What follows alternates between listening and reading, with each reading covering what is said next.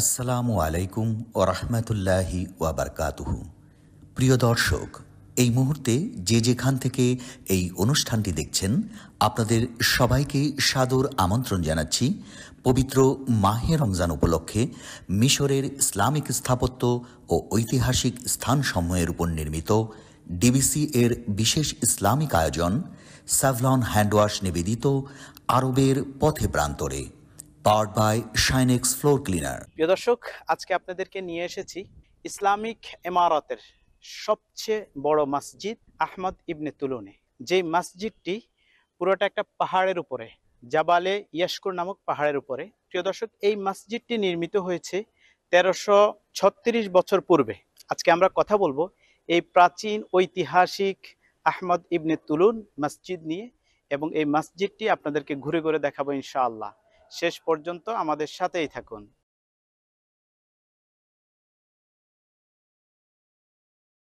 সুপ্রিয় দর্শক ও শ্রোতা, আজকের পর্বে আপনাদেরকে আমরা নিয়ে এসেছি আব্বাসীয় খেলাফতের অন্যতম আরব স্থাপত্য নিদর্শন প্রাচীন কায়রোর আহমদ ইবনে তুলুন মসজিদে। আজ থেকে 1336 বছর পূর্বে মিশরের জাবালে ইয়াশকুর পাহাড়ের ওপর প্রতিষ্ঠিত মিশরের সবচেয়ে বৃহৎ ও প্রাচীন মসজিদ এটি। জনশ্রুতি অনুযায়ী এই পাহাড়েই নূহ আলাইহিসসালামের নৌকা বিশ্রামের জন্য ভিড়ে ছিল। কিতাবুল মুকাদ্দাসাতে এই পাহাড়ের কথা উল্লেখ রয়েছে। এটাকে ইমারতে ইসলামিয়ার সব থেকে বড় মসজিদ হিসেবে বিবেচনা করা হয়। কায়রোর সব থেকে প্রাচীন ও বিখ্যাত 3টি মসজিদের একটি হলো আহমদ ইবনে তুলুন মসজিদ। প্রিয় দর্শক, মসজিদগুলো যে এত সুন্দর করে কেন নির্মাণ করা হয়েছে আপনাদেরকে সে বিষয়ে আমরা তুলে ধরবো ইনশাআল্লাহ। কারণ রাসূল আকরাম সাল্লাল্লাহু আলাইহি ওয়াসাল্লাম বলেছেন, মান বানা লিল্লাহি মসজিদান বানাল্লাহু লাহু বাইতান ফিল জান্নাহ। যে ব্যক্তি মসজিদ নির্মাণ করবে আল্লাহর জন্য দুনিয়াতে, আল্লাহ সুবহানাহু ওয়া তাআলা তার জন্য জান্নাতে একটি বালাখানা বা ঘর নির্মাণ করবেন। প্রিয় দর্শক, মসজিদ যুগে যুগে সমস্ত মুমিন আল্লাহ প্রিয় ব্যক্তিরা নির্মাণ করেছেন শুধুমাত্র সওয়াবের আশায়। প্রাচীন শাসকরাও তারাও চেয়েছিলেন যে নিজেকে পৃথিবীর বুকে ইতিহাস করে রাখতে, সেই জন্য তারাও নানানভাবে মসজিদ নির্মাণ করেছেন, নানান আকৃতিতে অনেক অর্থ খরচ করেছেন।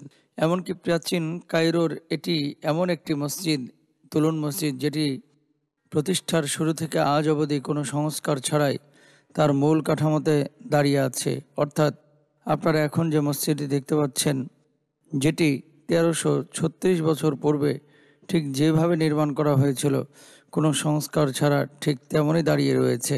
মিশরের নিযুক্ত আব্বাসীয় খেলাফতের গভর্নর আহমদ ইবনে তুলুন 870 ঈসাই সনে এই মসজিদটি নির্মাণ করেন। আহমদ ইবনে তুলুন এই অঞ্চলের তৃতীয় ইসলামী রাজধানী আল কাতায় প্রতিষ্ঠা করেন।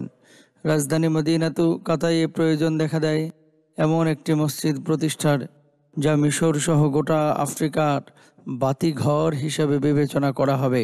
ইতিহাসবিদ আল মাকরিজি তার গ্রন্থের 876 ঈসাই সনে এই মসজিদের নির্মাণ কাজ শুরু হয়। কিপ্তির বিখ্যাত এক মুহান্দিসের সুনিপুণ হাতে ডিজাইন করা হয়েছে এই বিখ্যাত মসজিদটির। চোখ ধাঁধানো খুবই আকর্ষণীয় ডিজাইনে করা নির্মাণ শৈলী আজ অবধি মুসলিম সালতানাতের সোনালী যুগের গৌরব বহন করে। দেয়ালে দেয়ালে এর কারুকার্য, শিল্প, আর্ট, ক্যালিওগ্রাফিদের সৌন্দর্যে মুগ্ধ হবে এমন কেউ নেই। দর্শক ও শ্রোতা, আমরা অবাক হয়েছি এখানে এসে, 1000 বছর পূর্বে কি করে সম্ভব হয়েছিল এতটা সুউচ্চ ও মজবুত করে বানানো। অজান্তে এই প্রশ্নগুলো মনের মধ্যে ঘুরপাক খাচ্ছে। প্রতিনিয়ত শত শত দর্শক এখানে এসে অপলক নেত্রে তাকিয়ে থাকেন এর বিশালতা ও স্থাপত্য কলার দিকে। আমরা সিঁড়ি বেয়ে এর মিনারের সর্বোচ্চ চূড়ায় পৌঁছলাম।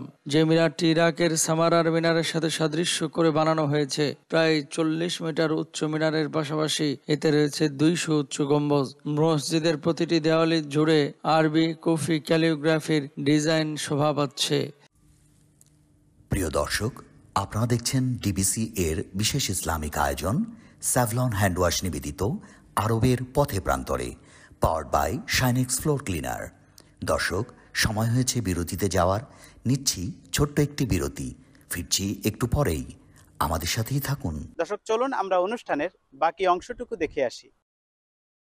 আল কোরআনের বিভিন্ন আয়াত, কবিতা, সুলতানের ও মসজিদ প্রতিষ্ঠার ইতিহাস, নিপুণ হাতের কারিশমায় মুগ্ধ হয়েছে আমরা। ভেতরের পিলারগুলোর বিশালতা বর্তমান যুগের যে কোনো রাজপ্রাসাদের ডিজাইনকেও হার মানাবে।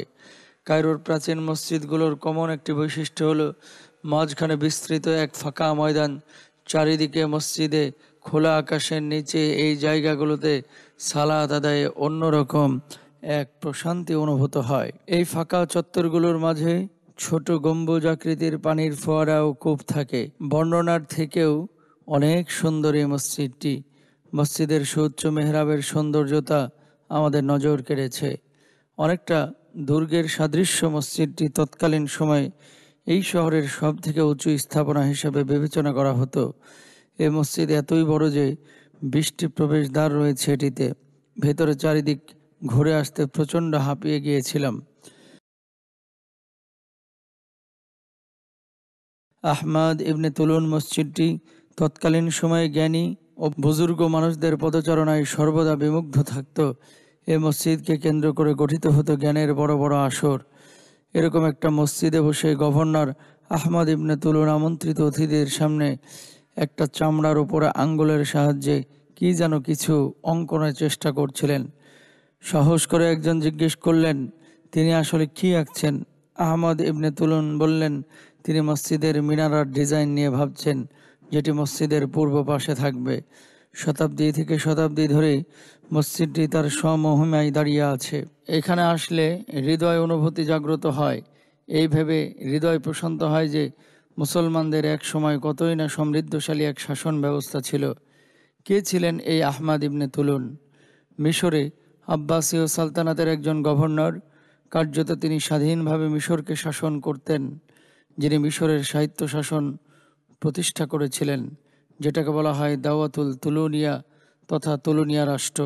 868 সাল থেকে 884 সাল পর্যন্ত তিনি এই সালতানাতের শাসন করেছেন, যার রাজধানী ছিল মদিনাতুল কাতাই। সর্বদা জ্ঞান চর্চা আর জ্ঞানীদের সাথে ওঠা বসা করতেন আহমদ ইবনে তুলুন। নিজেও একজন গভীর পণ্ডিত ও জ্ঞানী শাসক ছিলেন। ইতিহাসের এই মহান নায়ক আহমদ ইবনে তুলুনকে জাবালে মুকাওমের পাদদেশে সমাহিত করা হয়েছে। আল্লাহ তাআলা তার মাকবারাটি ফিরদাউসের টুকরা বানায় দিন, আল্লাহুম্মা আমিন। প্রিয় দর্শক, মসজিদ যখন আমরা নির্মাণ করব, আমাদের খেয়াল রাখতে হবে আল্লাহ সুবহানাহু ওয়া তাআলা যে গুণাগুণগুলো মসজিদ নির্মাণের ক্ষেত্রে উল্লেখ করেছেন। ইন্নামা ইয়ামুরু মাসাজিদাল্লাহ মান আমানা বিল্লাহি ওয়াল ইয়াউমিল আখির ওয়া আকামাস সালাহ ওয়া আতাজ যাকাত ওয়া লাম ইয়াখশা ইল্লাল্লাহ। যারা মসজিদ নির্মাণ করবে তারা আল্লাহর প্রতি ঈমান আনবে, তারা নামাজ কায়েম করবে। মসজিদ আবাদ করার মাধ্যমে নিজেরা নামাজ পড়বে, অন্যকেও নামাজের জন্য আহ্বান করবে, এবং যারা যাকাত আদায় করবে আল্লাহকে ছাড়া কাউকে ভয় করবে না। মসজিদ নির্মাণের জন্য এই সমস্ত গুণাবলী আমাদের প্রত্যেকেরই থাকা উচিত। প্রিয় দর্শক, এতক্ষণ যাবৎ আপনারা দেখলেন ভ্রমণ বিষয়ক বিশেষ ইসলামিক আয়োজন presented by Savlon hand wash, powered by Shinex floor cleaner. দর্শক, দেখতে দেখতে আমরা অনুষ্ঠানের একেবারেই শেষ প্রান্তে চলে এসেছি। আজকের মতো বিদায় নিচ্ছি মিশরের ঐতিহাসিক প্রাচীন ইবনে তুলুন মসজিদ থেকে। ইনশাআল্লাহ আগামীকাল আবারও একই সময় একই চ্যানেলে নতুন আরেকটি পর্ব নিয়ে আপনাদের সামনে হাজির হব। সেই পর্যন্ত আল্লাহ সুবহানাহু ওয়া তাআলা আমাদের সবাইকে ভালো রাখুক, সুস্থ রাখুক।